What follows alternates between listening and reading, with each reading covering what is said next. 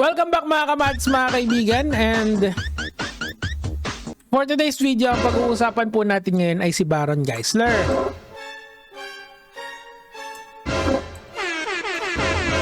So ano po ba yung nangyari? Nakikita nyo naman po yan, hindi naman po ako marunong magbisaya. So ang TLDR nito ay according to the news, sa maraming news outlet, hindi lang dito, pero ito kasi yung unang nakita ko, and 17 hours ago ito.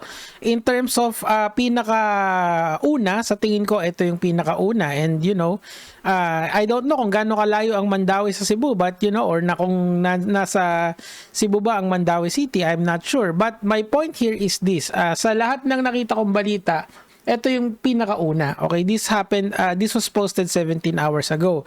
And ito yung kanilang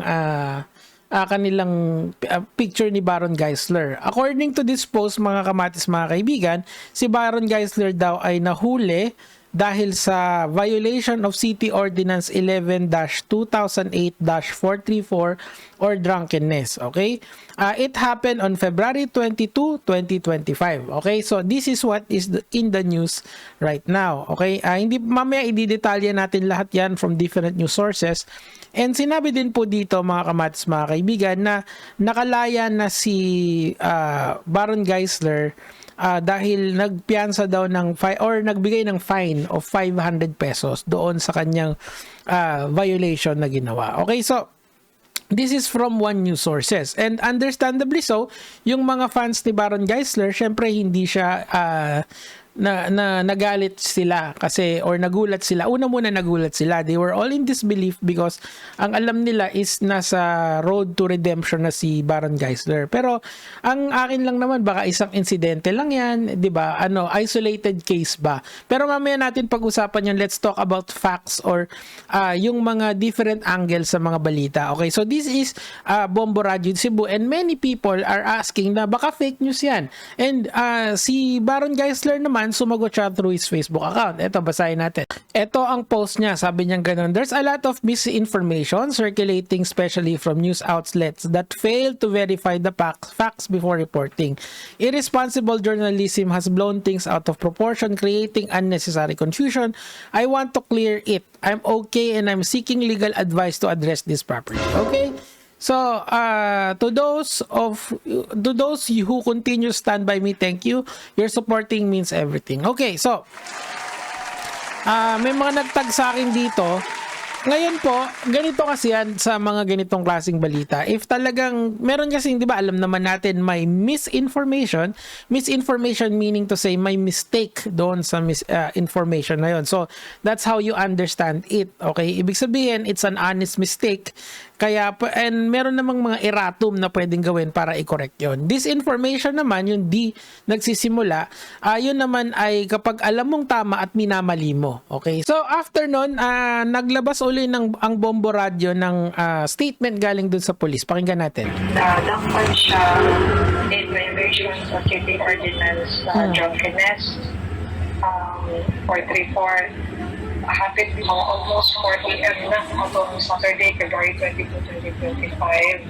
Dito mismo sa balay, ilang balay dire sa Echeverria na Barangay Candugan.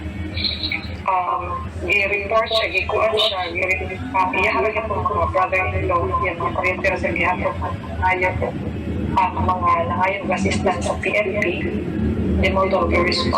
Okay, so ipopost ko na lang dito dun sa mga nakakaintindi ng Cebuano, paki-translate po dyan sa baba. Pero yung full interview po sa police ay nasa Bombo Radio Cebu. Now, etong interview sa police na to, actually pinick up ito ng mga mainstream na balita. Okay, sige, puntahan natin naman yon. Ito naman pong article na to is galing sa Inquirer.net. Ngayon po, babasahin ko po yung buong article, hindi naman, yung portion lang ng article para po magets nyo na nagre-report lang, yung rene-report nila is galing dun sa statement ng police, okay? Geisler was taken into custody by the Kaduman Police Station at around 3:50 AM, which is nagko-corroborate dun sa sinabi ng police on Saturday, February 23, after he was accused of creating disturbance at Salm Street, H. Abelena Barangay. Ayan, alam na natin yan. While in intoxicated with alcohol. Okay? So, the incognito star was reportedly detained for several hours for allegedly violating Mandaue City Ordinance. Ayan na nga, yung drunkenness or severe severe intoxication. Okay? He was eventually released from detention on Sunday, Feb 23, after paying a fine, and according to reports from Daily Cebu News and Bombo Radio Cebu. O, see? So, nagko-corroborate naman ito lahat doon sa sinabi ng police. Okay? Kasi nga, nahuli ba si Baron Geisler? Yes, nahuli si Baron Geisler. Ano yung kanyang, yung kinaso sa kanya, yung violation of the city ordinance for drunkenness. Kasi nga daw may incidenteng nangyari. Okay? Siguro, if you given all this testimony, we can call this facts. Pero, meron kasing contention si Baron Geisler doon. Now, let's go to another news article. Tingnan natin kung ano yung sinasabi doon. Dito naman, tingnan natin. Matapos itong arestuhin dahil sa panggugulo, okay? Ayon sa ulat ng MCPO, nakatanggap sila ng isang trouble alarm pasado 3 a.m. mula sa barangay ng Kanduman, Mandaue City. See, konti lang yung difference sa oras, pero yung whole story, it's almost very similar. 'Di ba? Agad naman nilang nirespondihan ang naturang report at dinala si Geisler sa kanilang tanggapan. Nananatili ng ilang oras sa kanilang pasilidad ang aktor na paniniwalang lasing din ng mga oras na yon bago ito makalabas at matapos magbayad ng multa sa paglabag ng City Ordinance 11 to 28 drunkenness. Humingi na naman ng aktor ng paunmanin sa PNP at kanyang pamilya. Okay, see? Meaning to say, mga kamatis, mga kaibigan, siguro na, kunyari ito, napansin ko lang kung titignan nyo dito, Feb 22, dito naman, dito sa article na to, Feb 23, pero maliit na ano lang yan, pwede naman natin i-check sa dates which is Saturday is February 22, tas nakalabas siya ng Feb 23, okay, so maliit na bagay yon, konting misinformation with regards to the date, pero yung the whole story, from every news outlet na puntahan natin is pare-parehas. Pero mga kamatis, mga kaibigan, whether ito ay totoo, hindi, nagkaroon siya ng violation or wala, kung sinusuportahan nyo si Baron Geisler dun sa kanyang redemption arc, please continue doing so. Kasi of course, yung kanyang past sa atin ay alam naman nating lahat, yung pagmamaoy, di ba, pag nakainom siya, sobrang maaoy siya. But ngayon, nakita natin na after this incident, parang mabilis siyang nakarecover, tas nag-post agad siya ng mga positive messages sa Instagram. And I would like to end it there kasi I would really like to think that this is a one-off incident. Kumbaga, isang beses lang yan. Siguro nagkasagutan, nainom ng marami kasi may celebration. Whatever it is na kanilang rason kung bakit sila nag-inom ng marami doesn't really matter now kasi nga tapos na. What matters is yung moving forward kay Baron Geisler. So, I'd like to leave it dun sa Instagram niya para naman maayos yung ending nito. Okay, ito yung Instagram ni Baron Geisler, and ang pinost niya kasi dito is nung 24 hours ago, which was the 23. O dito parang okay na siya. Makikita natin kung fan naman kayo ni Baron Geisler, keep on supporting him, pare. Yung journey niya dito sa, alam mo yun, dun sa pagiging sober is a lifelong process. Minsan talaga may nangyayaring insidente, pero isipin lang natin as one of yun, di ba? Kaya niya yan, si Baron yan di ba? Ito, katulad dito, Manila bound, back to work, new film. Very good, di ba? Palakpakan natin si Baron Geisler. Di ba? Tsaka tropa ni Matos yan. Ano kayang reaction ni Matos dito? Gusto kong marinig Ito, hearty snacks before flying back to Manila. Diba? Very good.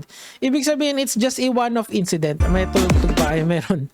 Baka maano tayo, ma-copyright. Ayan, diba? So, kung titignan natin, I rebuke everything negative word over my life, even if it was a joke. See? Diba? Kumbaga, one-off lang. Good morning. I just love my coffee. Diba? So, bumalik na siya doon sa pagiging positive niya at saka bumalik na rin uli siya doon sa kanyang pagiging father. Diba? Ayan. So, script reading na. Back to work. Meaning to say, it's just a one-off event in a person's life. Siguro, let's not judge people by one incident in their life. Pero mahirap kasi ang gawin kapag social media personality or actor yung nakita. Kasi nga, ang nakikita mo lang sa kanila yung ginagawa nila publicly. Pero so nagkakaroon ka ng two-dimensional image sa kanila. And I would understand that kasi sometimes I'm in that position as well. But if you support someone, support them through their journey. Kasi eto namang buhay natin, hindi naman yan natatapos sa isang insidente. Natatapos yan through death alone. Ang 'di ba nga hanggat may buhay, sinasabi nga nila na may pag-asa. Ako, I believe in Baron. Fake news, not fake news, drunk, hindi drunk, I don't care. I support Baron Geisler because I know deep down he's a good guy. Yun lang naman yung sa akin for today. Hopefully I meet Baron kasama si Kiko Matos. Huwag na, di ba? Masaya yun. Yun lang naman yung sa akin for today. Gege, mga lods.